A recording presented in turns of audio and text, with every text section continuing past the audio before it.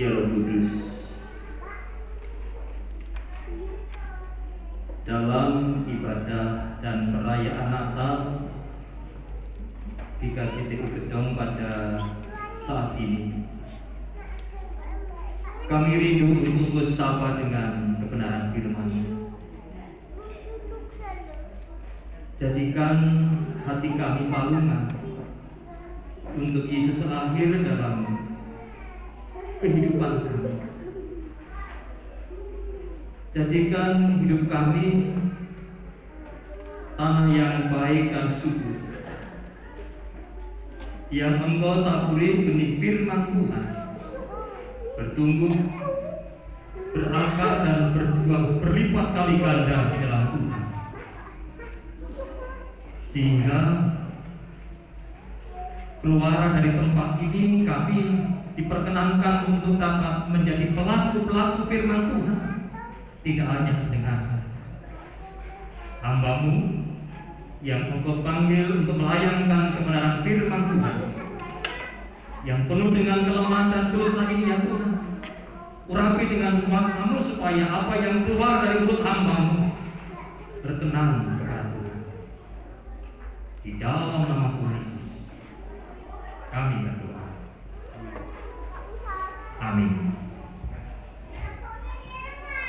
Selamat pagi Bapak Ibu, yang kakung, yang putri, anak-anak, sedaya sami sehat. Amin. Puji Tuhan. Semuanya bahagia hari ini. Amin. Puji Tuhan, semua sehat, bahagia.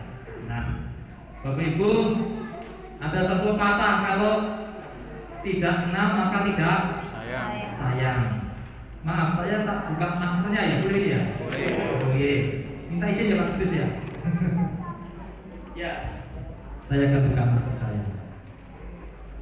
Bapak Ibu, sungguh merupakan suatu kebanggaan dan kebahagiaan tersendiri. Saya hadir di tempat ini. Baru pertama kali baru dengan istri masuk sini, melewati jalan yang naik turun terjal, dan istri ketakutan sampai nanti ya motorin tinggal banyak di balik kan kayak gitu loh karena ketakutannya. Jadi memang luar biasa jalannya, dan saya teringat sebuah nyanyian, tadi nyanyiannya bentak-bentakan terus lagu ingkang lami basa Jawi. Gunung wanengare Gusti Allah ono nyamong ngendi paraku mesti ono uga.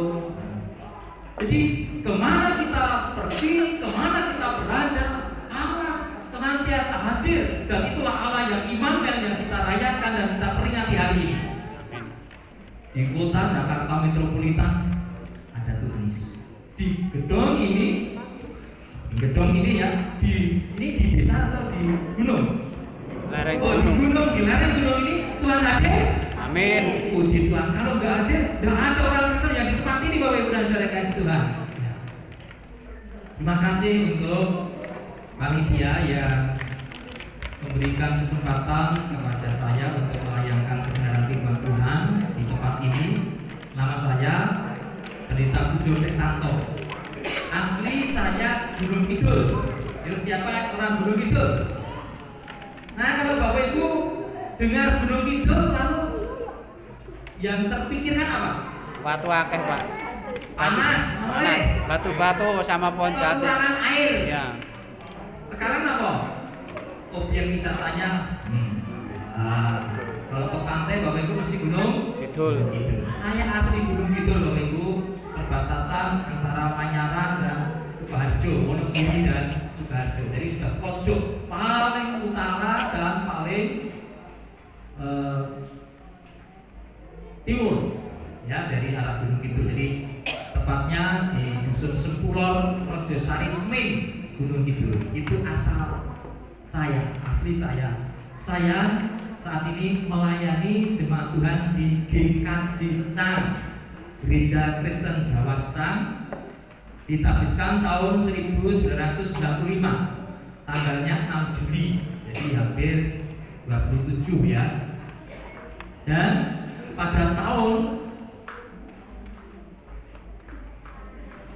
tanggalnya 28 Desember tahun 2013 saya diteguhkan di GKJ Grapak Perbabu.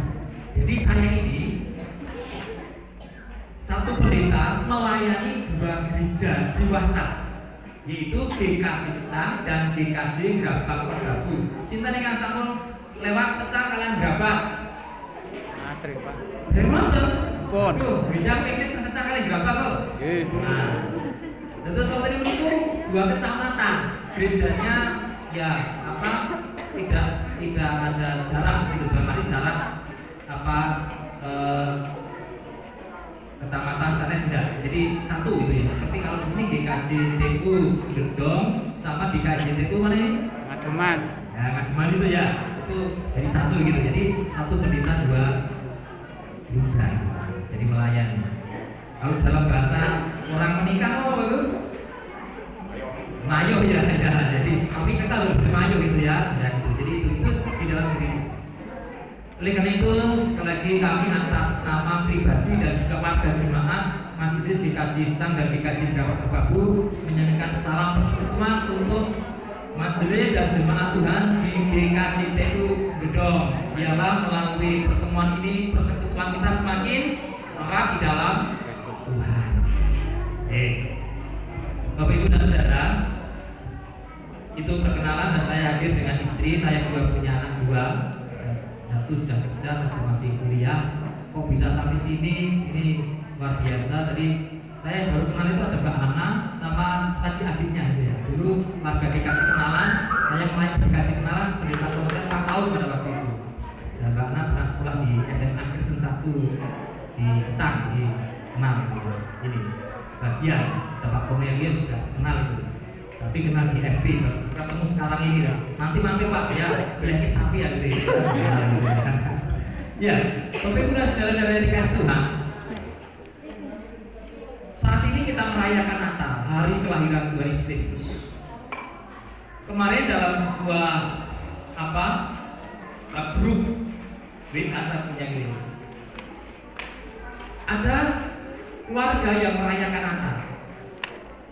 Lalu ada komen, yang merayakan Natal nggak usah lama-lama, langsung saja Yesus lahir di kandang domba supaya cepat. Lalu ada yang nimpali, saya nimpali, lebih cepat lagi, nggak usah langsung buatan Maria mengandung, Yesus lahir di kandang domba, langsung aja Yesus lahir di hati masing-masing, sudah selesai. Jadi cepat itu Natalnya Bapak ya. Nah ini pilihnya Natalnya cepat atau lama? Khotbahnya pilih cepat atau khotbahnya pilih lama? Lama, Pak. Tadi saya Pak, ini khotbahnya berapa menit Pak? Panitia? Wah, berapa menit? Bebas saja Pak, tapi jangan terlalu lama ya Pak ya. Wah, gitu ya. Ya Bapak Ibu. Jadi yang penting bagaimana Yesus Natal di hati. Bahkan saya kaget Bapak Ibu, betul. Kaget dengan membaca tema yang diberikan kepada saya oleh panitia. Akhirnya apa? Biasanya kan hubungannya dengan kelahiran. Nah ini sudah meloncat. Dalam 1 Petrus 2 ayat 9, yaitu sepakat pada panggilan Allah. Wah ini warga jemaat GKJ TU Gedong ini sudah meloncat ke sana. Ya tidak hanya merayakan bayi Yesus yang kita rayakan 2000 tahun yang lalu, tapi kita ingin ya menatap masa depan dengan senantiasa sepakat akan apa? Akan panggilan awal kita. Oleh karena itu saya akan baca 2 ayat dan nanti kita kembangkan. Yang pertama saya akan baca firman Tuhan dari Lukas pasal 2, ini karena Natal tadi ya. Pasal 2 ayat 10 dan 11, demikian firman Tuhan. Lalu kata malaikat itu kepada mereka, ini kepada gembala-gembala, jangan takut, sebab sesungguhnya aku memberitakan kepadamu kesukaan besar untuk seluruh bangsa. Hari ini telah lahir bagimu juru selamat, yaitu Kristus Tuhan di kota Daud. Tapi warta ini diberitakan kurang lebih 2000 tahun yang lalu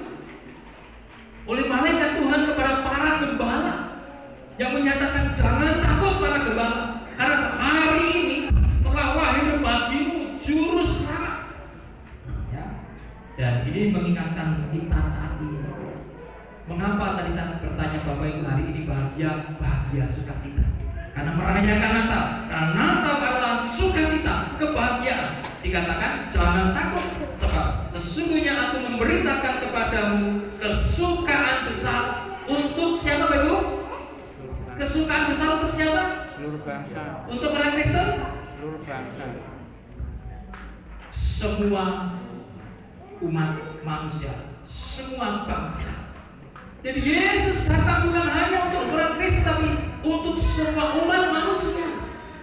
Maka dikatakan di dalam firman Tuhan, di dalam Lukas pasal 2 tadi, bahwa malaikat memberitahukan kepada para gembala telah ada kesukaan besar untuk seluruh bangsa. Hari ini telah lahir bagimu Juru Selamat, yaitu Kristus Tuhan di kota Daud.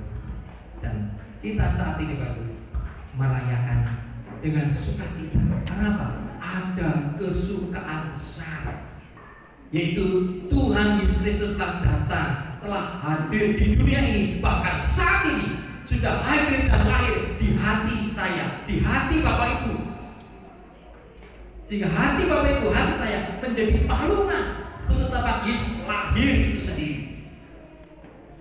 Kalau Yesus lahir berarti ada sukacita, ada kebanggaan. Karena apa? Karena melalui kedatangannya kita ditebus, melalui kedatangannya kita diselamatkan, melalui kedatangannya kita memperoleh hidup yang kekal. Nah, oleh karena itu, kalau saat ini jemaat BKJT Unggedong merayakan Natal dengan sukacita dan Yesus lahir di hati Bapak Ibu semuanya, dan saat ini akan mengambil sebuah tema, yaitu sepakat pada panggilan awal. Mari kita buka. Siapa yang bawa Alkitab? Coba diangkat Alkitabnya. Sinten ingkang ngasal Alkitab? Satu. Coba diangkat lagi. Coba siapa? Saya hitung, betul saya hitung. Satu. Itu Alkitab atau Alkitab? Nah, Alkitab ya ada 2, 3, 4, 5, 6, 7, 8, 9, 10. Puji Tuhan ada 10, sekitar 12 ya. Bawa Alkitab. Tadi Bapak Ibu. Bapak Ibu tahu pernah bersaksi firman adalah pelita bagi kakiku dan terang bagi jalan. Alkitab adalah sebagai pelita, terang bagi jalan kehidupan manusia. Kalau tadi gambaran dari sekian orang yang membawa Alkitab 12, bisa dibayangkan kalau kita berjalan lalu tidak membawa pelita ini, apa yang akan terjadi? Apa yang akan terjadi? Bisa saja kita tersesat, bisa saja kita masuk jurang, bisa saja kita ini kaki kita kena kotoran, masih banyak hal. Ini menggambarkan kepada kita supaya dalam kehidupan kita senantiasa berpegang pada firman Tuhan. Oleh karena itu tadi kalau sekarang itu sudah Pak, zamannya Pak, bawa Alkitab berang ke gereja. Bawa apa? HP Pak. HP. Nah, sekarang siapa yang bawa HP? Ada Alkitabnya. Nah, puji Tuhan. Siapa yang tidak bawa HP, tidak bawa Alkitab? Wah, puji Tuhan. Makin dulu, saudaraku. Ya, tidak apa-apa. Ya, bersukacita. Jadi itu memang gambaran kehidupan kita sebagai orang percaya. Sering kita tidak membawa pelita kita, tidak memakai firman Tuhan itu dalam kehidupan kita, sehingga kita sering tersesat, sering jatuh, sering kita tidak sampai kepada tujuan. Mari 1 Petrus pasal 2 ya, ayat 9 dan 10. Kita baca bersama-sama ya, yang bawa Alkitab dan Alkitabnya. Mari. Sudah ketemu? Yuk baca bersama-sama. 1, 2, 3. Tetapi kamulah bangsa yang terpilih, imamat yang rajani, bangsa yang kudus, umat kepunyaan Allah sendiri, supaya kamu memberitakan perbuatan-perbuatan yang besar dari Dia yang telah memanggil kamu keluar dari kegelapan kepada terangnya yang ajaib. Kamu yang dahulu bukan umat Allah, tetapi yang sekarang telah menjadi umatnya, yang dahulu tidak dikasihani, tetapi yang sekarang telah beroleh belas kasihan. Puji Tuhan, di layar sudah ditayangkan. Bapak Ibu dan saudara-saudara yang dikasih Tuhan, melalui ayat ini kita akan belajar dalam kehidupan kita sebagai anak-anak Tuhan, sebagai orang percaya, ya, dengan tema yaitu sepakat, ya, pada panggilan Allah. Kata sepakat, kalau ada sepakat berarti ada satu pihak atau dua pihak? Dua pihak. Sepakat ada berapa pihak? Paling tidak dua pihak. Ada kesepakatan. Ada kesepakatan. Kalau kita sebagai suami istri berarti kita sudah sepakat membangun kehidupan keluarga sebagai suami istri. Sepakat, berdua sudah sepakat. Kalau kita buat perjanjian, katakanlah jual beli, maka kita sepakat antara penjual dan pembeli. Nah, sekarang kita akan belajar sepakat pada panggilan awal. Nah, kesepakatan ini siapa dengan siapa kira-kira Bapak Ibu? Manusia dengan Allah. Sepakat, kata sepakat ini antara siapa dengan siapa? Manusia dengan Allah. Iya, antara Allah dengan manusia, antara Tuhan dengan siapa nanti Bapak Ibu? Kita. Oleh karena itu, melalui firman Tuhan ini yang diambil dari 1 Petrus 2 ayat 9 dan 10 Bapak Ibu, kita belajar di sini, ya. Yang pertama, kita diingatkan akan jati diri kita. Yang pertama dikatakan, tetapi kamulah bangsa yang terpilih. Yang pertama, kamulah bangsa yang terpilih. Ini mengingatkan bagaimana Tuhan telah memilih umat Israel sebagai umatnya, sebagai bangsa yang dikhususkan, yang dipilih oleh Tuhan. Dan ini bukan karena kebaikan bangsa Israel, tetapi hanya karena anugerah Tuhan. Nah, oleh karena itu kalau Rasul Petrus berbicara kepada yaitu jemaat Tuhan yang berdiaspora pada waktu itu, kalau kita baca di dalam pasal yang pertama bahwa firman Tuhan ini ditulis oleh Rasul Petrus dan ditujukan kepada jemaat yang tersebar di Asia Kecil. Di sana ada Pontus, ada Galatia, ada Kapadokia, Asia dan Bitinia. Jemaat-jemaat itu. Dan dikatakan kamu bangsa yang terpilih. Nah, sekarang kalau umpamanya ada pilihan kepala desa gitu, terpilih itu senang enggak? Terpilih. Kalau di sekian banyak nanti ada yang terpilih untuk mendapatkan bonus berziarah ke Israel, senang enggak itu?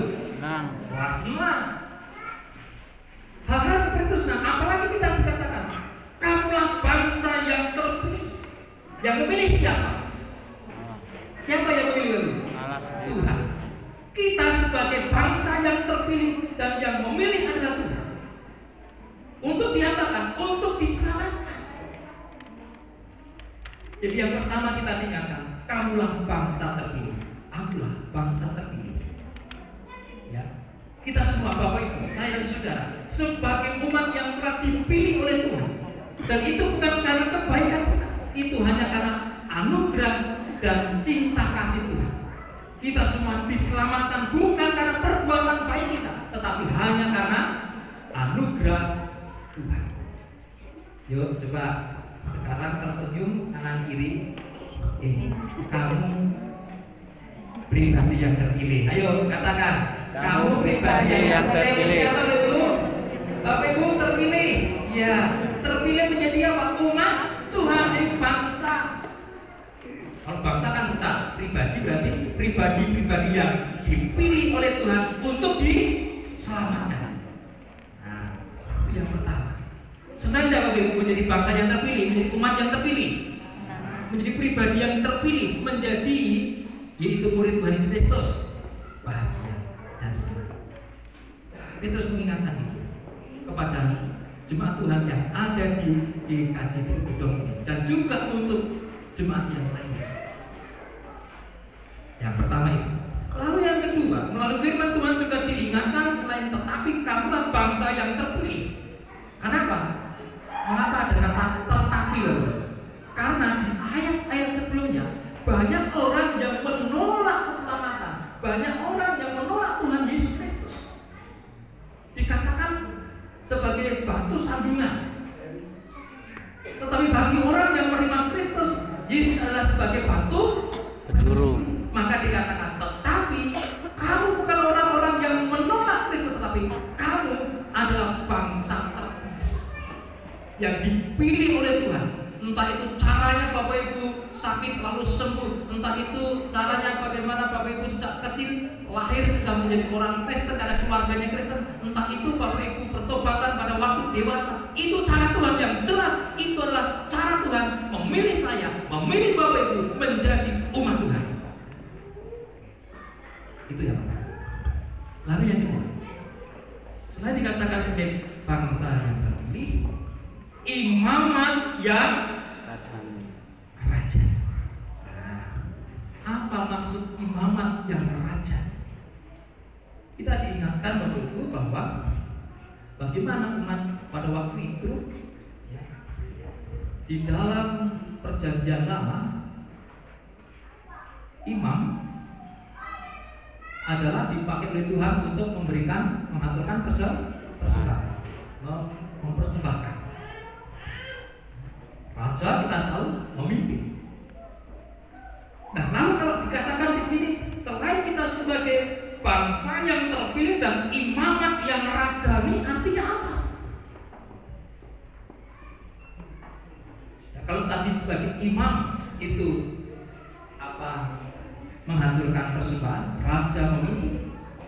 Kita sebagai imamat yang rajani, bahwa kita telah ditebus melalui pengorbanan Tuhan Yesus Kristus sebagai imam agung kita, yang Yesus sudah mengorbankan dirinya mati di atas kayu salib satu kali untuk selama-lamanya.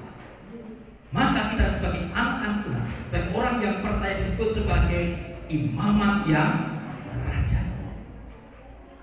Sebagai imamat yang rajani berarti kita dipanggil untuk apa? Kalau tadi mempersembahkan, imam itu mempersembahkan kurban kepada Tuhan, maka kita juga harus memiliki hubungan yang intim, yang dekat dengan Tuhan. Langsung kita bisa berdoa, kita bisa datang, tidak harus melalui imam, langsung. Dan itu karena apa?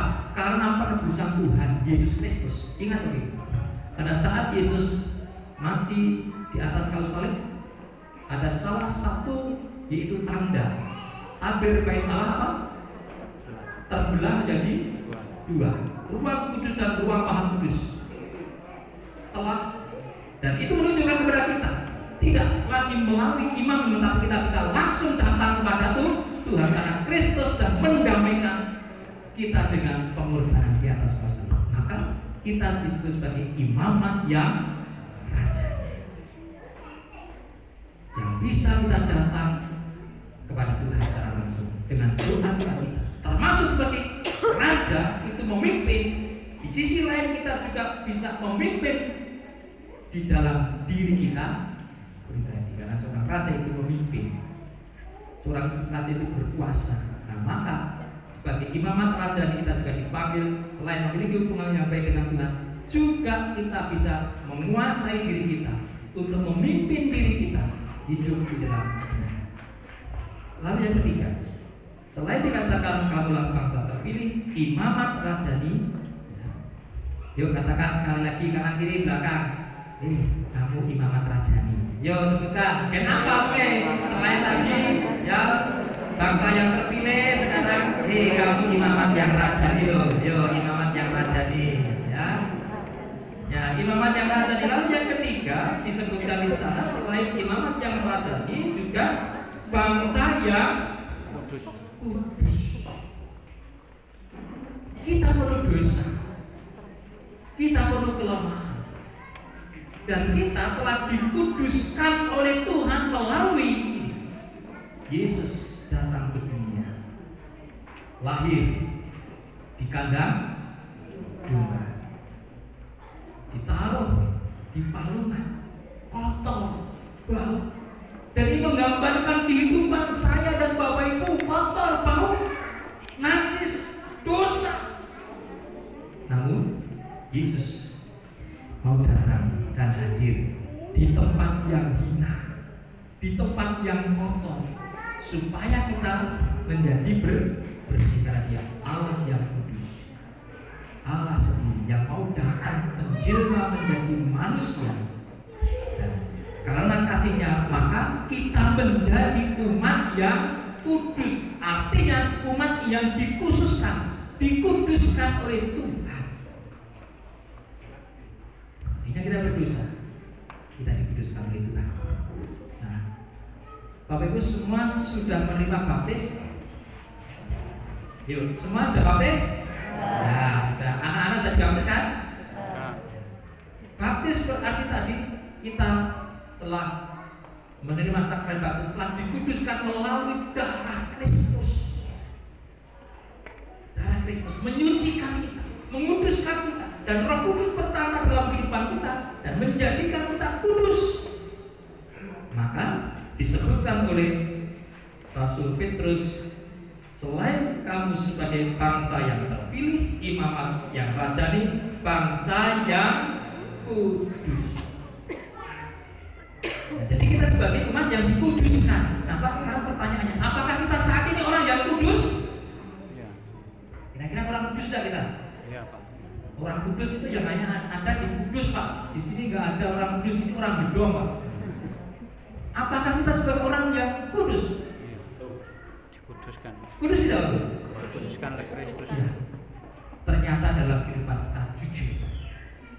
Dalam kehidupan kita senantiasa sering melakukan suatu kesalahan dan dosa. Angan-angan kita elek wis dosa. Ucapan kita elek wis dosa. Kelakuan perbuatan kita yang tidak berkenan pada Tuhan sudah berdosa. Coba nih kalau sing dereng gadai pikiran elek sinten. Napa? Siapa yang berpikir jelek tadi? Karo bojone, karo anake, karo tanggane, karo sedulure, kali kula sakit itu lho. Ya kan? Wah kok bojone bahaya, terus jelek itu ya. Nah, ucapan-ucapan istilah di jalan Yesus karena betul itu ya, Yesus pokoknya doanya doa Yesus terus itu ya. Aduh pokoknya gitu ya. Jadi apa ucapan yang membangun. Dalam kenyataan kita sering sebagai orang yang penuh dengan dosa, tapi pertobatan awal, pertobatan dasar pada saat kita menerima Kristus, tapi kita harus ada pertobatan yang terus menerus. Sehingga dikatakan kita sebagai umat yang kuduskan oleh Tuhan. Namun demikian, dalam kehidupan kita sering dalam dosa, tapi kita dipanggil untuk senantiasa bertobat. Mulio angin, mulio tinggal, lagumu wis ada. Yo, coba. Lagu apa?